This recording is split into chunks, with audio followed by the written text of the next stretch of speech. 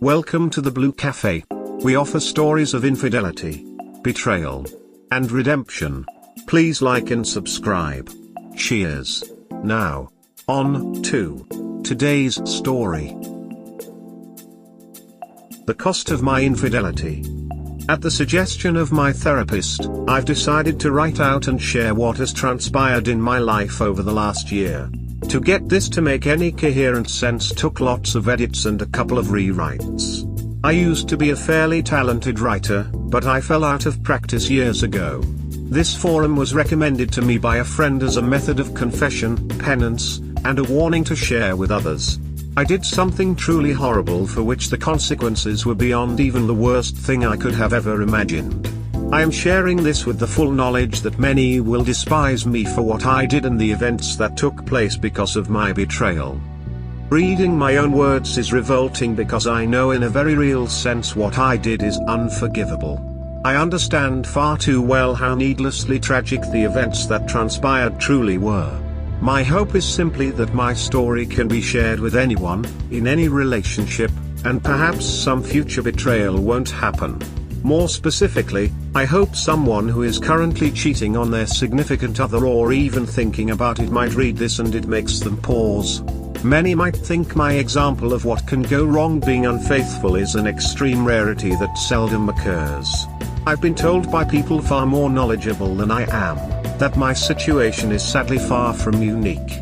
But I'm willing to take the hate I will receive by sharing this, if it keeps even one person from breaking the heart of someone they love. I am a 28-year-old female, and I was married to a wonderful man I will call William.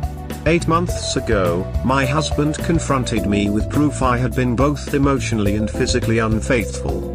A few days after he confronted me about my infidelity, my husband committed suicide. I realize just typing those words out has caused people I don't even know, to hate me. I couldn't believe I had the capability to do something that evil to harm someone I'd loved since we were children. But I did it. If you'd asked either me or William if either of us would ever be unfaithful, we both would have laughed. But to my own shock and surprise I allowed myself to lose focus and strayed. I knew it would destroy him if he ever found out. But I took the heart of the man I loved and crushed it so cruelly he couldn't endure pain of this life anymore. Those of you thinking right now that I don't deserve to be breathing, I agree with you. I agree with you so much I've attempted on 2 occasions to make that a reality. I'm assured there is a reason I'm still here. For the moment I've convinced myself that the longer I live, the more I suffer, and I don't deserve the mercy of a suicide if we're being honest. William and I grew up together. I can remember my very early youth and at no time in my memory did I not know William. We were in the same Sunday school classes, public school classes, and our families had been friends long before he and I ever came along. He could always make me laugh. Kids can be mean, but William never was. I realized I thought he was cute in 6th grade. It wasn't an official crush until high school. William and I had been our one and only loves from early high school all the way through college together. We were best friends and cherished each other so much. After graduation we took a year to get good stable jobs near our families and decided to get married. We took vacations together, we made love at any moment we got the chance. We were ravenous for each other. The only time sex was off the table was during that time of the month. But we'd make love for hours. Beautiful moments of passion. And I threw it all away for something tawdry, cheap, and worthless. We were planning to have children. We knew their names. We were both virgins. He was my first everything and I was his first everything. Part of me wishes I could say I had a drunken one-night stand, tried to keep that from my husband, but he found out. No. I got emotionally and physically involved with a man who was inferior to my husband in every way, shape, and form. I didn't even consider the possibility that a friendship with another man could lead to an attachment forming. My husband and I had a strong marriage. As foolish as that sounds to say now, we really did. My husband was the epitome of strength, I was the one who was weak. Though before this, I considered myself a strong woman. It's just that no one ever told me that while our relationship was so very strong, no relationship is bulletproof. There is not a day that goes by that I don't wish someone had walked up and shot me the minute before anything I did became secretive. It is an indisputable fact the world would be a far better place with my husband here and alive instead of me. There is no rationalizing away truth like that. I had so many chances to stop it before anything happened, and I had absolutely no reason to allow anything to happen. After a brief and heated conversation, he walked out, and I never spoke to him again. I tried to contact him in any and every way I could think of. My God, I tried to reach out so many times just to let him know that I am truly sorry, just to know I hate what I did. My texts to him never showed anything but an unread status to me. So, I doubt he read any emails or heard any voicemails either. But everyone said I needed to give him space and time to think. 2 nights after William confronted me, at 3:17 a.m. there was a loud knock at the front door. I turned on the lights. I thought at first it might be someone in a drunken stupor wanting to curse me out or worse. Then there was another loud knock, and I threw on a hoodie before heading to the door. When I opened the door to see 2 policemen, I knew. They could have been there for many things, but I knew in an instant why they were there. Their words telling me that my husband's body had been found due to an apparent suicide destroyed me. I dropped to my knees and wailed a shriek of agony. I tore at my skin and hair as the police tried to calm me down. By the time the EMTs got there, I was sitting on the steps rocking back and forth repeating that I was so sorry. Yeah, there was no way I was making it to the funeral even if William's family had allowed any of my family to attend. I was kept sedated for days. The first thing I wanted to do when I got out was visit William's grave. But nobody knew where his parents had him buried. They had every right, but that cut deeply. And I tried to cut deeply that night when I tried to take my life for the first time.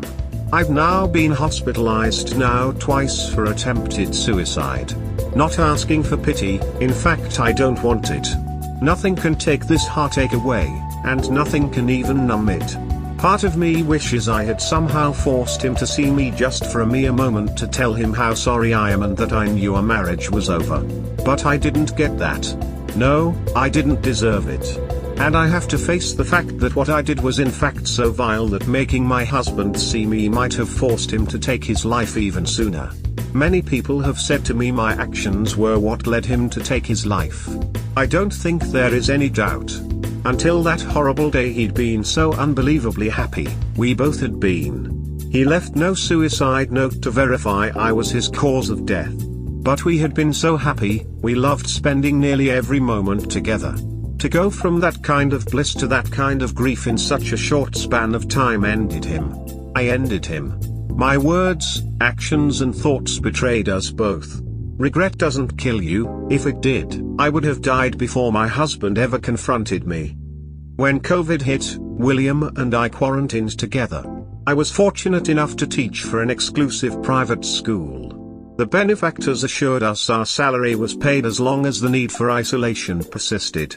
William worked from home and made a lot of progress on a project he was placed in charge of. The entire world was worried and afraid. But we had each other, and we so enjoyed making the most of it. Watching movies in bed, feeding each other food, playing like 2 little kids. I am utterly, truly, completely sorry to those that lost a loved one due to that horrible disease. What the world went through was a literal plague upon humanity that caused so much needless death. But my husband and I got closer in those weeks than we ever had before, and our bond had been strong.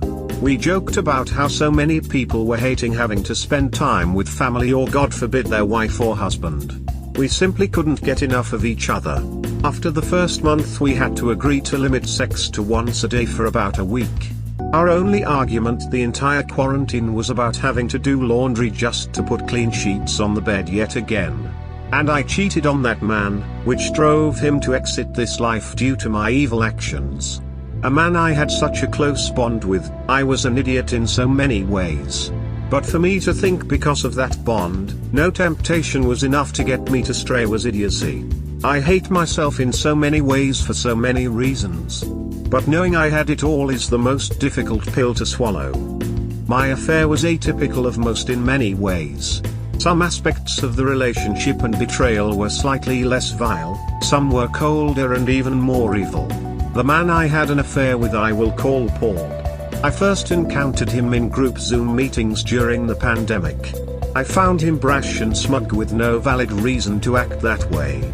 He was the school's lacrosse coach, and I remember in those Zoom meetings being glad that as an English teacher I would have to interact with him very little. The first time we met face to face we shook hands and had some small talk. There was zero attraction, at least from me toward him. But I didn't sense any lustful attention from him toward me. During that introduction I learned he was engaged, and I told him I was happily married to a man I adored. No sexual tension, nothing even hinting that would ever be a possibility. The school began allowing half the staff in all areas and half the students to attend school for a week while the other half used Zoom. The next week the other half would attend on site and vice versa. That was supposed to assist with social distancing and the students' feelings of isolation. While eating lunch one day before my next class began, I got an email from Paul. He had written out some toasts and jokes for his upcoming wedding and wanted me to edit what he'd written. I was used to being sent writing to edit, so that was nothing I felt important enough to tell William. Coupled with the fact it all pertained to Paul's wedding and I saw no reason to give my husband a boring detail about that day. The email contained a toast to his parents as well as to the parents of the bride. I took what he'd said and added a few phrases to pull at the heartstrings of all who attended. The jokes directed at his brother, the best man, were absolutely hilarious but a little vulgar for my liking at a wedding. I said as much when I sent back his edited speeches. He laughed and said I just don't know his family and that ball busting was a family tradition. That email exchange began several months of corresponding back and forth. But as difficult as it may believe, not until the very end did anything become inappropriate. Not once did anything become flirtatious or sexual. Well, we did talk about sex, but from a purely scientific and psychological point of view. Our sex talks at that point would have made the biggest nymphomania in history drier than the Sahara. There was nothing emotional or physically stimulating to those conversations. And I enjoyed our correspondence due to the fact I was certain there was no temptation on either end. We discussed race, politics, religion, science, sports, all the things people are hesitant to discuss due to differing opinions. Some of the discussions even got heated. I was called a prude more than once due to my opinions about sex. Yes, I proved him wrong. But I wish to God he'd been right. For the longest time all of this took place during work hours. My husband and I had a landline for emergencies. But as soon as we entered the door at home our smartphones were turned off. Paul didn't even have my number to text until I emailed him with a zinger at the end late in the day. He demanded my number to refute what I'd sent. Dozens of other co-workers had my email and I thought nothing of that. I seriously don't think Paul had any interest in pursuing me either, as at the time he was smitten with his fiancée. But about a month before their big day Paul found out his girlfriend had been carrying on an affair with her high school boyfriend for over a year. He was in shock and deeply hurt by the whole situation. I unwittingly became his person to vent to. I don't know where in our string of conversations that things crossed a line. But I began to feel truly sorry for Paul. I truly despised his fiancée for what she'd done, and I saw nothing wrong with that. But after a particularly rough night for him he came to school looking frazzled and I could tell he'd been crying. I gave him a hug and talked to him a bit. He asked if I could stay after school to talk. Since I had a couple hours after work each day before William got home, I agreed. In hindsight I realize now what drew me into my conversations with Paul was a different opinion. William and I had discussed most any topic two people could discuss. I knew before his reply what William would say when I asked him a question the vast majority of the time. I guess I wanted a surprise when I talked or had a verbal conflict. It was stupid, pathetic, and weak. But that is what led to the affair. Things with William were ideal, and we spent every available moment together. I had mentioned a co-worker named Paul in passing to William. But as there was truly nothing going on, I didn't expound upon anything and he saw no reason to pry. When Paul started seeing a new woman, I felt no jealousy and honestly only happiness for him. But William had to go out of town to a construction site in Tulsa for 3 weeks. While he was away, we FaceTime every day and I missed him morning, noon, and night. But with sudden spare time I found myself also texting with Paul just to pass the time. Instead of an occasional hour or two after school, Paul and I often had time to grab a bite to eat and a drink or two before heading to our separate homes. Oddly enough, the thing that led us to become physical was me being a klutz and the school nurse not working that week. I sprained my ankle one day walking up some steps to go get lunch. Since the nurse was not on site, I went to Paul assuming he as a coach had numbing spray or an ace bandage. He was working on my ankle when I happened to notice he had an apparent erection. I was a bit taken aback he was getting aroused in some way, until I realized from his position he could see slightly up my skirt. I have to admit for a moment I found the fact I was turning him on was stimulating in some way. I adjusted myself to see if a slightly better view would get him more worked up. He called me out on it. I laughed and told him he could work out his frustrations with his new girlfriend. Suddenly he kissed me, and I pushed him away. He kissed me again and I didn't. We made out for a few minutes before I realized what I was doing. I hurriedly got out of his classroom and made it down the halls to my classroom. I sat in disbelief of what had just occurred. I didn't plan for it to happen and I was certain Paul didn't either. I didn't know if I should call William and tell him that moment or wait until he got home that night. But when I talked to Paul after classes he apologized, urged me not to bring any conflict into my marriage and remain just friends. I didn't want to give William more to stress about as he was out of town and focused on his job assignment.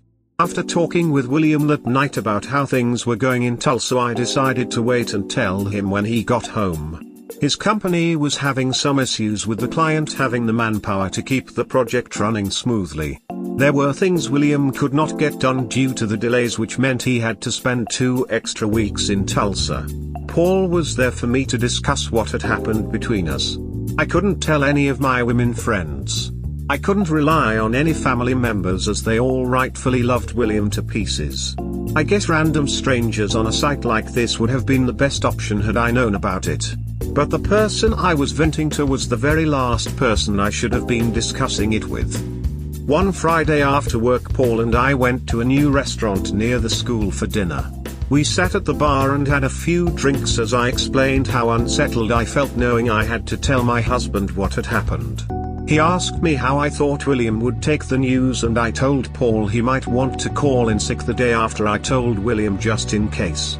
He asked if I seriously thought William would beat his ass and I told him no.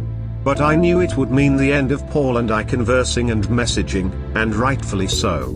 Paul confessed he didn't think he would have made it through his breakup if it hadn't been for me. I assured him I was glad to be of assistance and didn't regret helping him. When the realization our friendship would end sunk in, I think we were both a little depressed. I drank too much, he drank too much, and I ended up back at Paul's apartment doing a lot more than kissing. As soon as it was over my conscience kicked in. Yes, it should have kicked in long before. But I knew beyond all shadow of any doubt my marriage was over and done with. William and I both had said society has allowed far too many second chances for people that didn't deserve them. Yes, humans do make mistakes. While we both believed anyone who cheated did deserve a second chance, it could never be with the one they betrayed. Life might give them the opportunity to love someone else again, but any opportunities with the cheated spouse was totally undeserved and detrimental to both parties. Things got very complicated when William arrived home from Tulsa. I happened to be having my period. So, I knew there would be no intimacy between us thankfully. Not in a million years would I have subjected my husband to any diseases. Regardless of how much I wanted to make love to William one last time I couldn't allow that to happen. I wrote out a long letter to William confessing what I'd done and planned to give it to him after a face-to-face confession. To this day I don't know what happened for William to discover what was going on. For all I know he had been monitoring my online conversation with Paul from day one. I never got to ask him how he discovered my betrayal. And the realization he'd learned what I'd done before I had the chance to tell him caused me to fall to my knees and swear I planned to tell him. William didn't believe that, and I wouldn't have either. He hid a stack of the texts between Paul and I printed out. Though I didn't deny any of what he accused me of, that honesty came far too late. He packed a few things in a suitcase and left me on a Monday evening. Wednesday night he drove to a shopping center, parked his car, and took his own life. To know I had destroyed our relationship was torture to my soul like I'd never known. To know I'd even robbed him of a chance to find someone else to be happy with ruined me. The realization I didn't just end my relationship with William but every relationship he'd had or would have caused more guilt than I could ever express. I could go into all the things that have happened since William passed away. But a lot of it would be details far too many wouldn't truly care about. Suffice it to say his family hates me and my family. My family was disgusted by my actions and continues to be to this day. Their love for me didn't die. But their disappointment and shame toward me will never end, and that's how it should be. No, the results were not anything I intended. But when choices are made that cause pain and suffering, we are still guilty for causing that grief. I see a therapist twice a week to try and work through things. I was introduced to someone through my therapist that is genuinely helping me sort through my feelings. Years ago, she intentionally set a small fire to set off alarms to scare her ex-boyfriend and the girl he'd just started seeing. The fire spread quickly and what had been intended as a joke caused multiple people to lose their lives. She and I have discussed so many things about her story and mine. Things can never be the way they once were, nor should they be. But if I am to keep living, I need a plan to make what is left of my life as meaningful as possible. So that is basically my story. Anyone who wants to post messages of hate for me and tell me what a wretched person I am, go right ahead. I won't be replying to it. But if it helps you get rid of any rage you have, make me your verbal punching bag. Those with specific questions I will answer as best I can, no matter how much some things may hurt to discuss or admit. For those that read this who have been cheated on, yes, many of you may have been intentionally betrayed. But those who had a significant other who was just as perplexed why they cheated as you were, listen to my story. It doesn't make one damn thing I did right, just the opposite. But if it helps you to understand that you did little to nothing to cause the infidelity, so be it.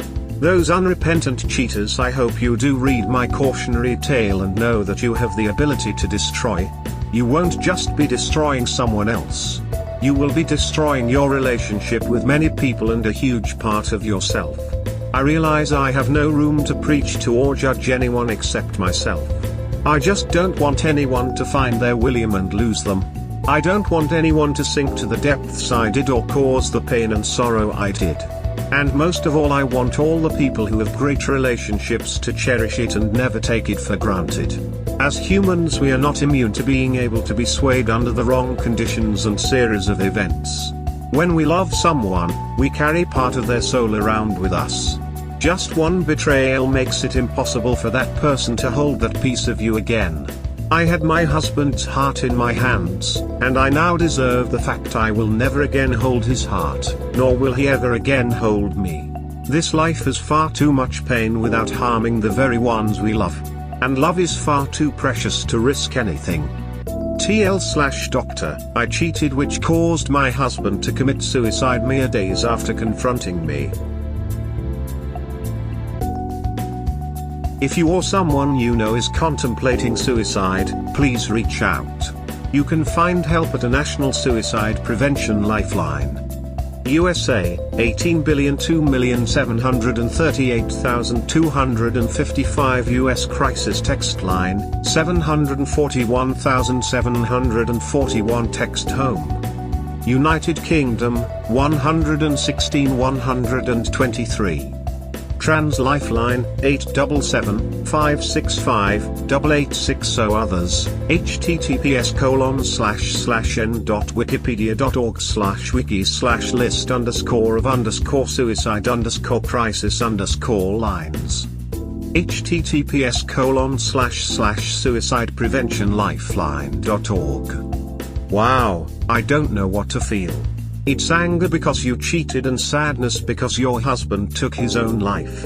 People don't seem to realize the impact infidelity has on a so. You have to try and move on, and this a lesson for you. Damn. R.I.P. William, pensive face, peace of.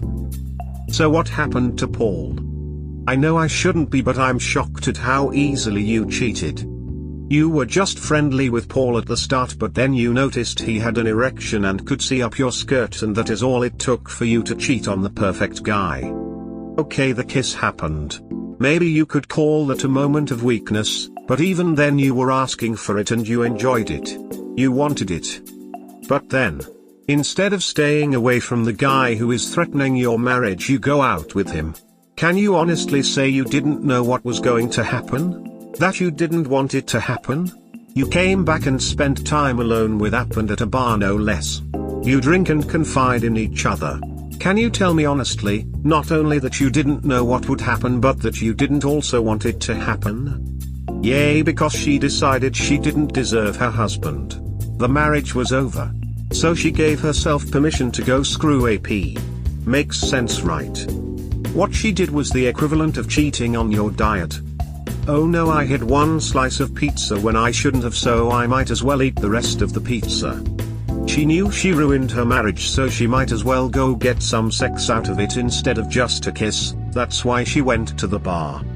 I'm curious, he was the perfect guy, yet the little to no effort required to cheat was astonishing. Like you did it with such ease, it's baffling.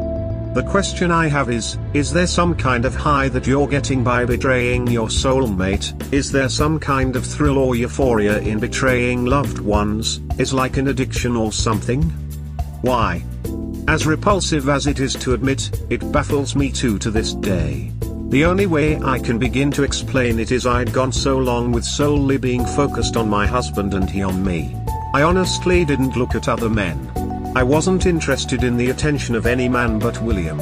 And no, at no point did I ever feel like I'd missed out on not being with other men. At least that would be some sort of reasoning. Perhaps guys were checking me out for years and I didn't take note. I knew I wasn't ugly, but validation I really was attractive made me feel torn. Part of me wanted to call Paul a pervert, express disgust and walk out. Another part wanted to ignore it and felt a bit embarrassed. But yet another part liked knowing someone other than my husband found me attractive. Why I decided to tease Paul the first, have no idea. That's yet one more thing that I can't explain. I felt a mix of emotions, but something in me decided to follow the wrong one. I think I wanted to prove I wasn't the repressed sexual Puritan he imagined. But why I felt I had any need to prove that to him, I don't know.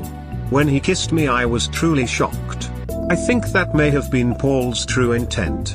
He did not force himself on me in any way. When he kissed me, I pushed him away. But even I wasn't convinced with my own effort. Why I didn't shove him away the first or second time, I wish I knew. Every time events are replayed in my mind, I'm doing everything so differently. But hindsight is 2020. I felt like a child that had done something wrong. What I did doesn't even register as immature. What I did was utterly heartless. But I loved my husband more than I am able to express and always will. Again, there were dozens of lines slowly crossed that made it all seem okay. Because it was, my husband could have opened my laptop and read every word of our conversations if he'd wished to. But as soon as the narrative changed, I almost felt like I was along for the ride at some point, waiting to see what happened. I lost my focus on my husband and my marriage, and things spun out of control so quickly. I screwed up in so many ways it's impossible to point them all out. But letting one screw up become breaking my vows is beyond me. I knew my husband would be disappointed and hurt about the kiss. I dreaded telling him so much. I should have vented to anyone else but Paul. I was trying to let William focus on his job, being away from home. I truly felt horrible and ashamed. The guilt was eating me alive, and I damn sure shouldn't have been drinking. But that was my mistake too. I was just numbing the pain, or trying to. And I'm not a big drinker. No excuses. I knew what I was doing. I was feeling so unworthy of William, and I truly was. I think part of me wanted to prove just how unworthy I was, for lack of a better explanation. I don't know. I've asked the questions you've asked 1,000 times and no answer is the right answer.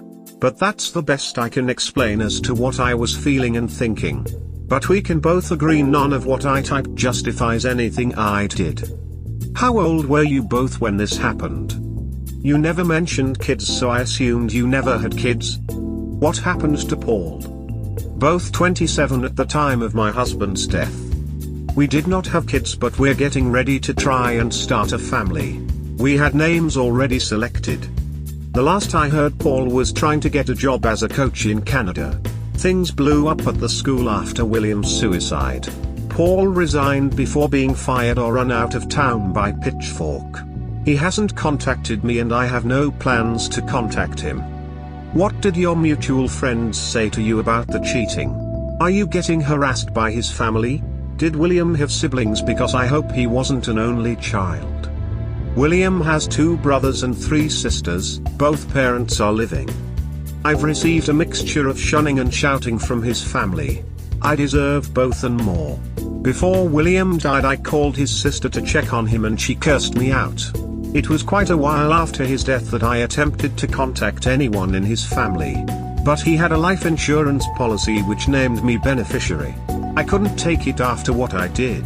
So my family lawyer met with them to draw up paperwork for them to get the money without it being taxed twice. We had to be in the same room to sign and notarize the check. I could hardly look at either of them. And the money didn't begin to make up for the loss of their son. Honestly, I just felt relieved when I told them they could never know how sorry I am for what I've done, and his mother didn't slap me. When word got out what had happened, I became the local pariah. And all of our friends never tried to contact me in any way other than messages of disgust. Let's just say Facebook became pointless, or more pointless. Nobody wants to breathe the same air I do, and I can't blame them. Things with my own family will always be strained due to what I did. The fact any of them speak to me is more than I deserve. But I have brought shame to my family and raised the stress levels for everyone I love.